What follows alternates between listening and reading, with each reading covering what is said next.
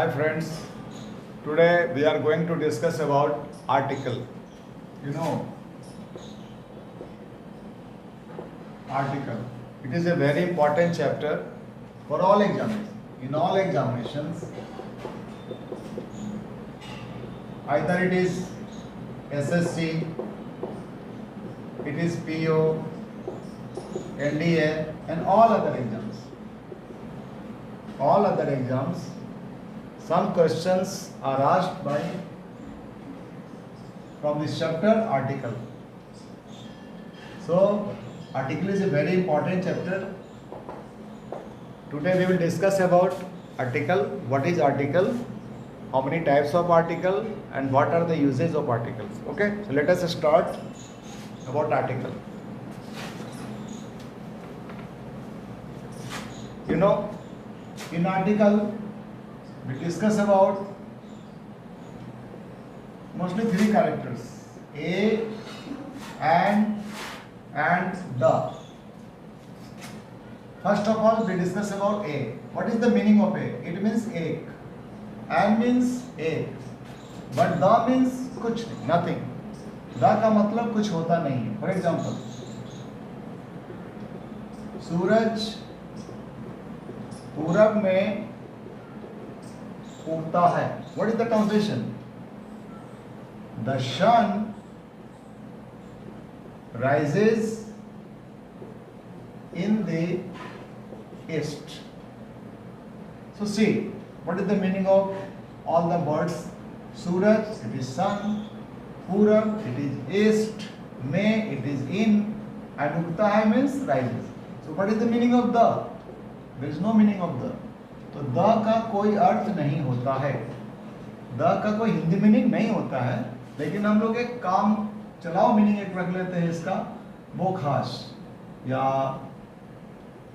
Some special particular, सम particular thing. Now अब इसके आगे हम लोग बढ़ते हैं. A और N, this is called indefinite article.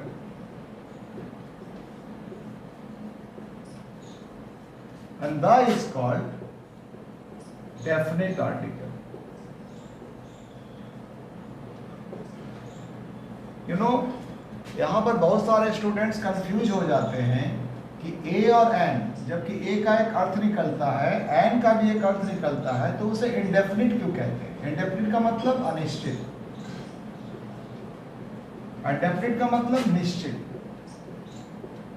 तो यहाँ पर कुछ कंफ्यूजन हो जा सकता है, होता भी है कि जब द का कोई अर्थ नहीं होता है वो डेफिनिट कैसे हुआ, और जब ए और एन का अर्थ होता है तो वो इंडेफिनिट कैसे हुआ. तो इसको समझने के लिए हम लोग एक एग्जांपल देते हैं. Suppose just see, I saw man. I saw man who had saved my life. Now let us see. I saw man. मैंने देखा आदमी को. कौन सा आदमी? कौन सा आदमी? नहीं पता, कुछ नहीं जानते. इस आदमी के बारे में हम कुछ नहीं जानते, इसलिए यहाँ ए का इस्तेमाल करेंगे. I saw the man who had saved my life. ये कौन आदमी है? जिसने मेरी जान बचाई थी. So this man is a particular man. ये खास आदमी है जिसने मेरी जान बचाई थी. यहाँ पर हम लोग यूज करेंगे the. तो जब कोई निश्चित हो, सम पर्टिकुलर हो, तो हम the यूज करते हैं. अगर वो निश्चित नहीं हो, इंडेफिनिट कोई भी आदमी हो सकता है, उसके लिए a इस्तेमाल करते हैं. I am giving you another example.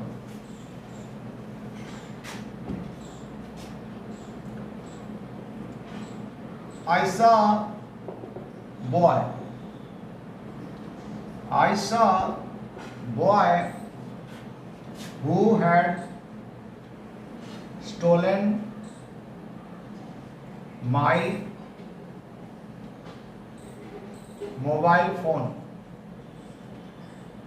Now, अब यहाँ पर आप कहाँ दोनों में द लगा सकते हैं? नहीं, इसमें ए यूज होगा, क्योंकि इसका मतलब है मैंने एक लड़के को देखा. कौन लड़का? नहीं पता. कहाँ रहता? नहीं पता. क्या किया? नहीं पता. कुछ नहीं, इस लड़के के बारे में हमें कोई जानकारी नहीं है. तो दिस बॉय इज अनिश्चित, इसलिए यहाँ पर ए इस्तेमाल करेंगे। बट यहाँ पर मैंने देखा उस लड़के को, कौन लड़का? जिसने मेरा मोबाइल फोन चुराया था। ये वो लड़का है जिसने मेरी मोबाइल फोन चुराया था। तो यहाँ पर चूंकि वो एक खास लड़का है, एक पार्टिकुलर है, इसलिए यहाँ पर हम इसको द यूज करेंगे। सो ये क्लियर है? A or an it is called indefinite article and the is called definite article. So next हम लोग पढ़ेंगे अब बारी बारी से ए और द के बारे में।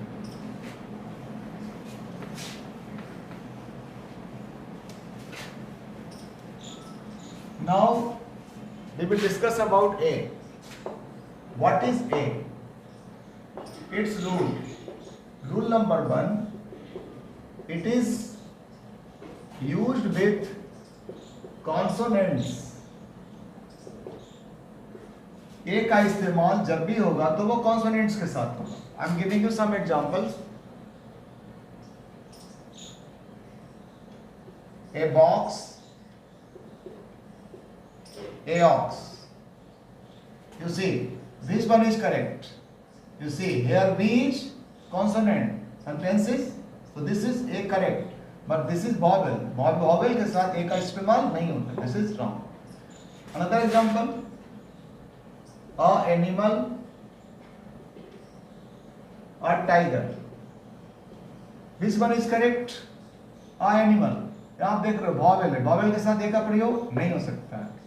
टाइगर, यहाँ टी कॉन्सोनेंट है, ए का इस्तेमाल हो सकता है, so that is right. This is the first rule that A is used with consonant. This is consonant, T is consonant, B is consonant, so both are right. But here A and O both are vowel, so A का इस्तेमाल यहाँ पर नहीं करेंगे. Rule number 2. It is used with countable noun. Do you know what is countable noun? Countable noun means वैसे noun जिसको हम गिन सकते हैं, मतलब गिनने लायक, which we can count, जिसको हम गिन सकते हैं. For example, I am giving you one example. A man or a milk.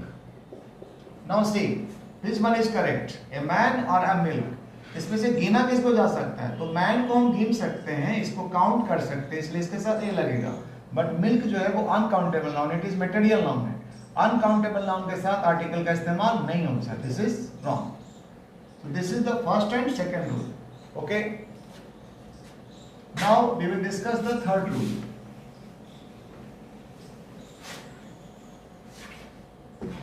Third rule is